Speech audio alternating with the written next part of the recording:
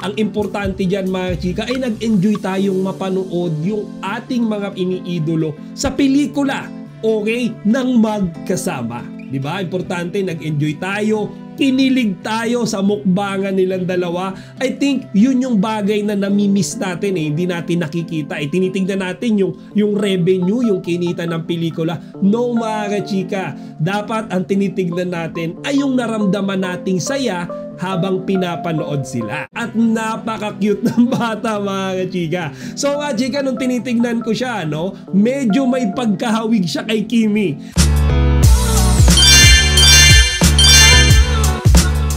Magandang araw mga chika! Ayun po ulit ang inyong Chika Patrol! Bago tayo magsimula mga chika, inaanyahan ko muna kayong mag-subscribe dito sa ating munting channel para palagi kayong updated sa mga latest at nagte-trending ng mga showbiz balita. Today is Saturday kaya hindi tayo pwede mawala ng ating Quick Kimpaw update at simulan nga natin yan dito sa kontrobersyal na pinag-uusapan ngayon sa kinita ng pelikulang My Love Will Make You Disappear sa takilya. So mga chika, panigurado aware na kayo dito. In-announce kamakailan lang ng Star Cinema yung total gross revenue ng My Love Will Make You Disappear na first ever movie ni na Kim Chiu at Paolo Abilino. At ayon nga sa tala na ipinakita ng Star Cinema mga chika, ang opisyal na kabuuang kinita ng My Love Will Make You Disappear ay 173 million pesos worldwide. Okay, klaruhin natin mga chika, hindi yan nationwide, buong mundo na po yan. So mga chika, hati ang reaksyon, mga opinion ng mga tao dyan. Okay, yung mga fans, yung mga hindi fans, diba? Yung mga netizens lang, mga nakikiisyoso, hati. Okay, so mga chika, unahin natin yung mga negative. Okay, ang dami kong nabasa sa social media, halos karamihan, okay, nung mga post na nagpapakita na 173 million pesos nga daw yung kinita ng My Love Will Make You Disappear, may mga bashers. Okay, number one sa nakikita ko, okay, nababasa ko, sinasabi nila na masyado daw itong mababa. Okay, marami yung nagsasabi mga kachika na hindi daw nila ine-expect na ganito lang ang kinita ng My Love Will Make You Disappear. Considering mga kachika, sa dami nga daw ng mga fans, okay, ng mga fans club, ng mga group, mga fans ni Kimi, okay, mga fans ni Paolo, and of course yung fans ng Kim Pao, mga kachika, para daw yatang may lokohan, okay, para daw yatang nakakaloko na 173 million pesos lang yan, diba? Sa dami daw nung nagpa-black screening, okay, sa dami daw nung mga OFWs, okay, na suporta sa pelikula sa iba't ibang panig ng mundo. Bakit daw 173 million pesos lang? Mga nabasa ko doon mga chika, dinidepensahan nila ang Kim Pao, diba? Yung My Love Will Make You Disappear. Sinasabi nila na baka nga daw yung 173 million pesos na yan ay hindi pa opisyal. Kumbaga partial pa lamang daw yan. Hindi pa tapos yung bilangan, diba, ng gross revenue.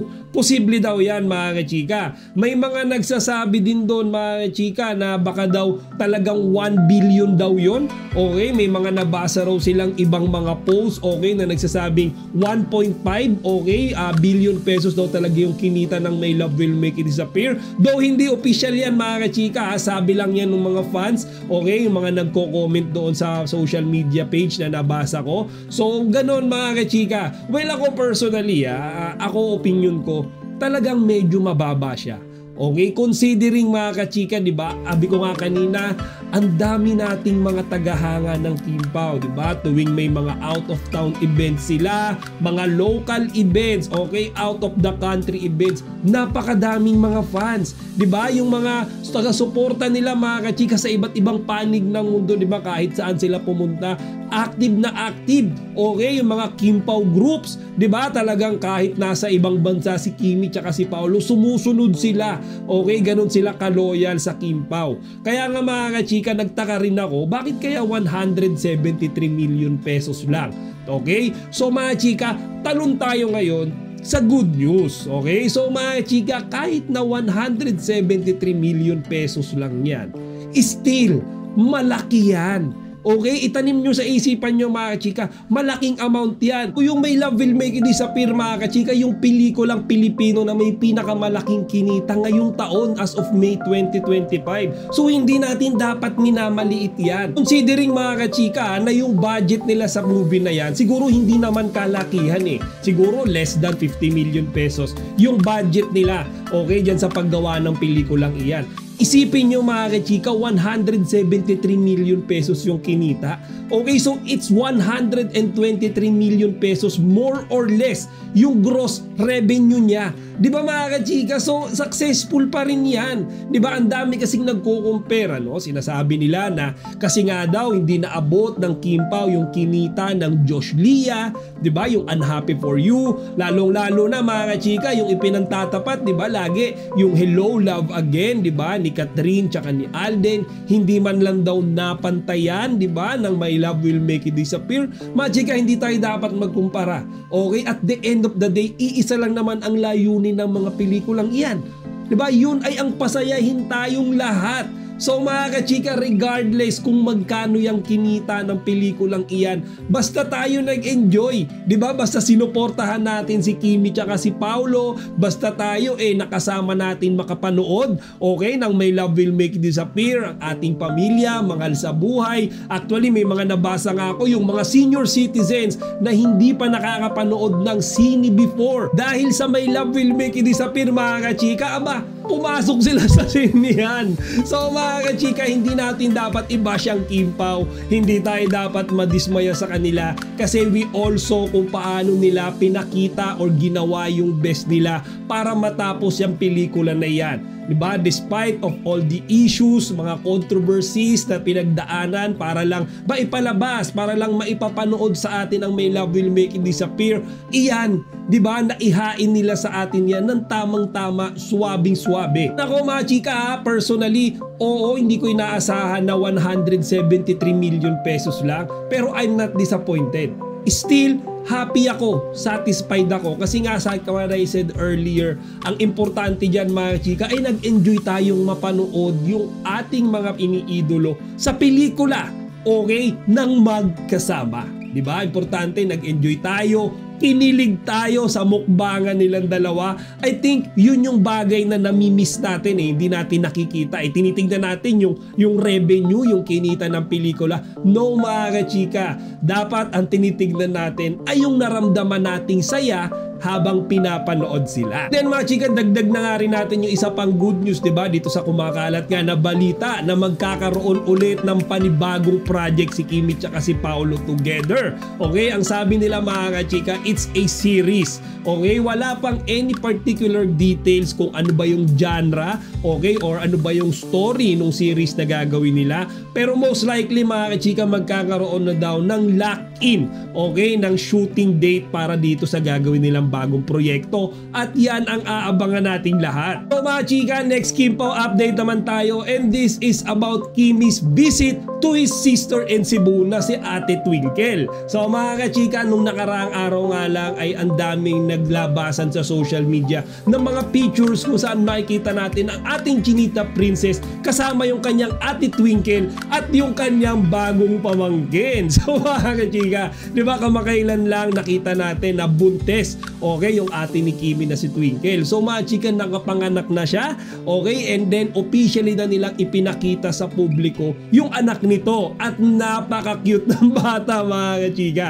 So mga chika, nung tinitignan ko siya, no, medyo may pagkahawig siya kay Kimi. Okay, so syempre ako, papa na ako, tatay na ako, medyo nakakakita na ako ng resemblance ng baby, okay, doon sa parents niya. So medyo may hawig siya kay Kimi mga chika. And I think the most probable reason mga kachika kaya nagawang bisitahin ni Kimi yung kanyang Ate Twinkle sa Cebu kasi diba si Kimi ay naging bagong brand ambassador ng Orochina Premier Jewelries. So mga chika, sa Cebu, diba, ginanap yung event ng Orochina. Then siguro mga chika, after ng event, diba, after ng endorsement ni Kimi, nagawa niyang bumisita, okay, sa kanyang bagong ang pamangkin at sa kanyang ate bago siya umuwing Manila. Siguro nakipag-banding muna siya, nakipagkwentuhan, and of course mga chika, I think ito yung first time niyang nakita itong napaka-cute niyang pamangkin eh. Diba? Nung nakaraan, nakita natin siya, diba? Kasama si Paolo Abilino, pumunta rin silang Cebu. Yung ate Twinkle niya, buntis pa lang. Diba? So ngayon mga kachika, ang bilis ng panahon, isinilang niya na nga yung kanyang baby. O ang number one na tanong ngayon ng mga Kim Pao fans after nilang makita ang baby ni ate Twinkle. Okay?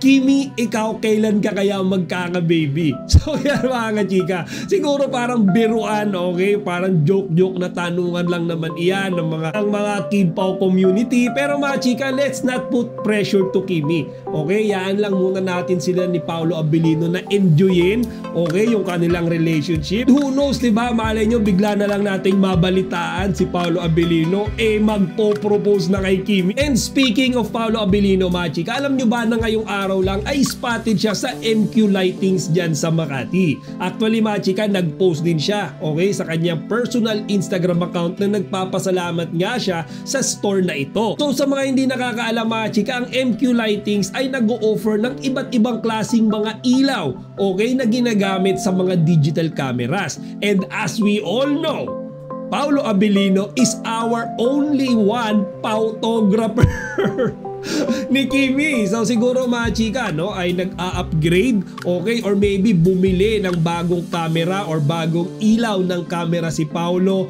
para next time na makunan niya ulit si Kimi, okay, kapag sila ay nagkaroon ng out of town or out of the country show, mas maging maganda yung itsura ni Kimi, okay, sa mga picture. And then mga chika, syempre kapag binibidyo niya si Kimi, mas mataas yung resolution, mas malinaw, okay. So siguro mga kachika, talagang nag-shopping lang si Paolo, okay, siguro after nung victory party nung My Love Will Make You Disappear, nagawa niyang i-treat yung sarili niya para bumili, okay, nung bago niyang gamit. Siyempre mga kachika, Paolo Abilino yan eh. Alam naman nating lahat na ever since talagang mahilig siyang mag-picture, okay, mahilig siyang mag-capture ng iba't ibang mga moments, and most of all, kagaya nung sinabi ko kanina, paborito niyang gawin ang picturean, okay, ang kanyang Diyosawa na si Kimi. So that would be all for our Kim Pao update today. Sa ngayon ay abang-abang lang muna tayo mga chika ng mga paparating pang balita sa ating mga iniidolo. Chika Patrol signing out.